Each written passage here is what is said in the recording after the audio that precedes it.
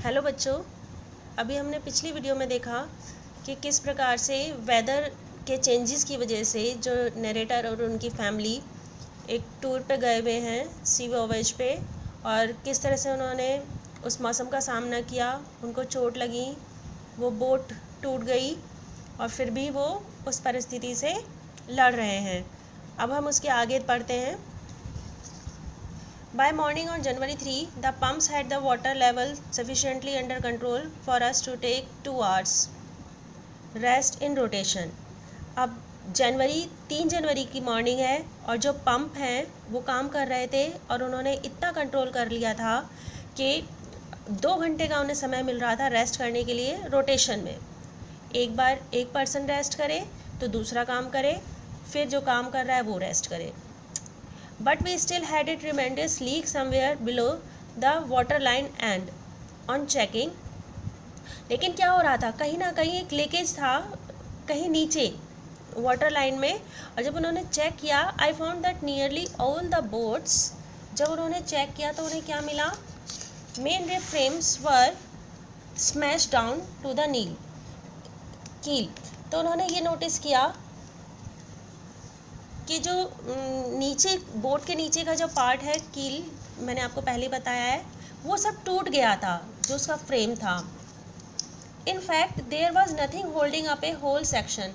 अब ऐसा नीचे कुछ भी नहीं था जिसने उसको पूरे को होल्ड किया हुआ है ऑफ द स्टार बोर्ड हल एक्सेप्ट अ कपबोर्ड पार्टीशंस। कुछ कपबोर्ड के पार्टीशंस ने ही केवल उनको रोका हुआ था, बाकी कोई भी सपोर्ट उस बोट के नीचे नहीं थी स्टार बोर्ड की side.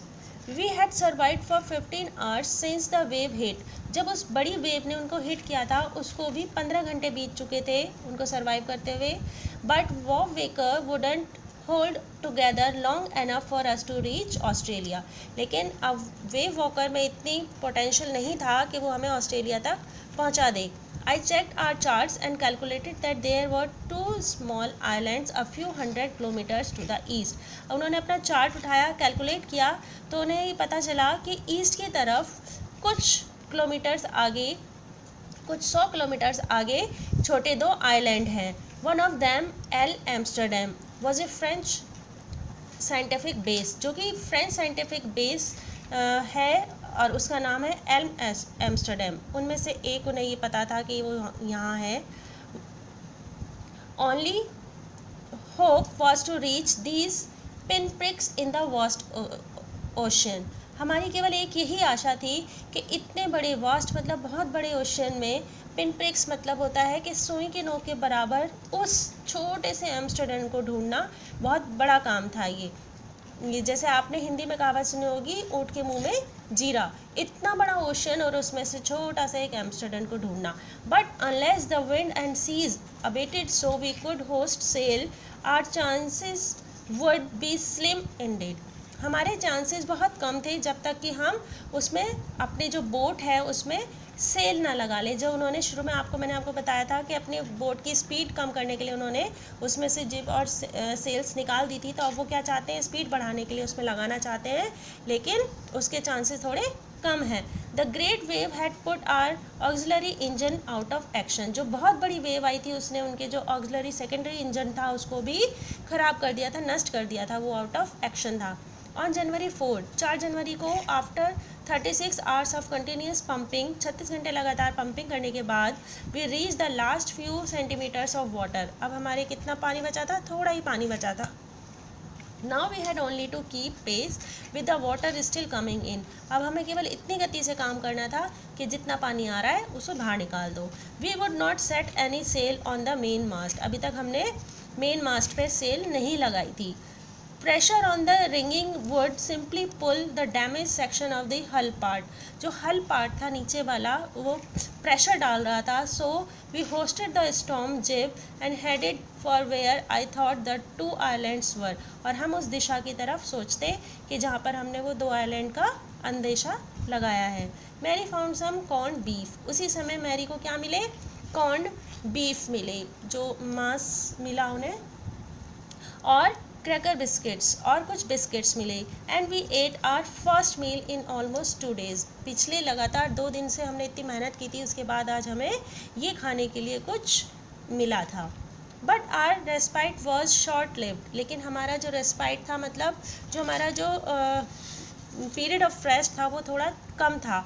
Eight 4 black clouds begin building up behind us. लेकिन फिर क्या हुआ, 4 बजे लगभग फिर से वो बड़े बड़े बादल हमारे पीछे आ गए।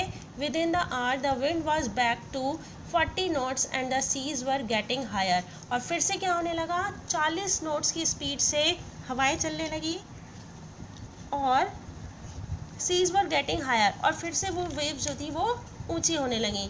The weather continued to deteriorate throughout the night. पूरी रात इसी तरह से क्या होता रहा, हालात बिगड़ते रहे। एंड बाय डॉन, सुबह होने तक, जनवरी 5 की, our situation was again desperate. और भी हालत हमारी ख़राब हो गई। When I went into the comfort the children, John asked daddy. जब अपने बच्चों के बारे में उसने सोचा तो जॉन ने मुझसे पूछा, daddy are we going to die, क्या हम मरने वाले हैं? I try to assure him that we could make it, but लेकिन क्या हुआ, मैं उसको ये समझाना चाहता था कि नहीं, हम इस परिस्थिति से बाहर निकल जाएंगे। लेकिन वो क्या बोला John, but daddy, he went on, कहने लगा, we are not afraid of dying if we can all be together. अगर हम एक साथ हैं तो हम मरने से नहीं डरते हैं। You and mummy, Sue and I, अगर हम सब साथ में हैं, आप, मम्मी, सुजैन और वो John. I could find no words with which to respond. मेरे को कोई शब्द नहीं मिले उसको कहने के लिए। But I left the children's cabin determined to fight the sea with everything I had. लेकिन मैंने पूरा अपना एक निश्चय कर लिया कि मैं अब उस लहरों से फ़ाइट करूँगा, सी से फ़ाइट करूँगा।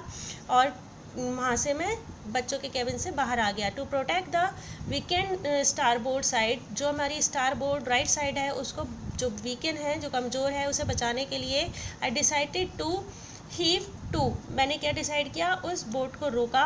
With the undamaged port hull facing the oncoming waves. और अपना पोर्ट हल है हमारा लेफ्ट साइड पोर्शन बोट का, उसको आने वाली वेव्स की तरफ घुमा दिया। Using an improvised sea anchor of heavy nylon rope. बहुत सारी चीज़ों का इस्तेमाल करते हैं, जिनमें से हैवी नायलॉन थी, उसे बांधा। And 20 litre plastic barrels of paraffin anchor बनाया, और उसकी सहायता से हमने अपनी बोट का डायरेक्शन चेंज कर दिया। That evening Mary and I sat together holding hands. उस शाम मैरी और मैं एक साथ बैठे, हाथ में हाथ डाले। As the motion of the ship brought more and more water in through the broken planks. जैसे कि पानी बढ़ता जा रहा था। But both felt the end was very near. लेकिन हम दोनों क्या सोच रहे थे कि हमारा अंत पास है। But wave walker road out the storm and by the morning of January 6 with the wind easing. लेकिन क्या हुआ, रोड आउट मतलब उस मुसीबत से, तूफान को वो पार कर गया। कौन, वेव वॉकर। और जब मॉर्निंग आई थी 6 जनवरी की, विंड ईजिंग, हवा थोड़ी शांत थी, आराम से चल रही थी। I try to get a reading on the sextant. Sextant है एक मेजरमेंट का इंस्ट्रूमेंट जिस पे मैंने रीडिंग ली। Back in the chart room में जाकर I worked on wind speeds. मैंने किस पे काम किया, हवाएं जो चल रही थी वो कितनी रफ्तार से चल रही थी, जो चेंजेस ऑफ कोर्स, कैसा वेदर बदल रहा था। Drift current in an effort और कैलकुलेट आवर पोजीशन, अपनी पोजीशन पता की हम कहाँ पर हैं। And best I could determine was that we were somewhere in, इतने किलोमीटर में से हमें किसको ढूंढना है, लुकिंग फॉर मतलब सर्च करनी है, इतना किलोमीटर वाइड आइलैंड की। अब आप देखिए ये कितना बड़ा मेज़रमेंट है। इस मेज़रमेंट में से केवल इतने छोटे से मेज़रमेंट को हमें ढूंढना था। व्हेन आई वाज थिंकिंग, जब मैं सोच रहा था, सू मूविंग पेनफुली, जब सू पेनफुली जब उसको दर्द हो रहा है जॉइंट में, तो वो उसने हमें ज्वाइन किया। The left side of her head was now very swollen. उसके जो लेफ्ट साइड था वो बहुत सूज गया था। Her blackened eyes narrow to slits, और बहुत छोटी हो गई थी उसकी आंखें। She gave me a card, उसने मुझे एक कार्ड मेरे हाथ में पकड़ाया। On the front she had drawn caricatures of Mary and me with the words. उसने कैरिकेचर कार्टून बनाए हुए थे मेरा और मैरी का, और उसने उन पर लिखा था हेयर आर सम पीपल, यहाँ पे कुछ फ़नी पीपल हैं, did they make you laugh, क्या वो तुम्हें हंसी दिलाते हैं, I laughed a lot as well, मुझे तो बहुत हंसी आई, इनसाइड वॉज ए मैसेज, और अंदर एक मैसेज लिखा हुआ था, oh how I love you both, मैं तुम्हें कितना प्यार करती हूँ, so this card is to say thank you, और ये कार्ड क्या दर्शाता है, thank you, and let's hope for the best, और अच्छे की कामना करते हुए, somehow we had to make it, और कैसे भी हो हम अब इस मुसीबत से बाहर निकल आएंगे। ये एक उनका पॉजिटिव एटीट्यूड था उनके बच्चों का टूवर्ड्स दी नरेटर।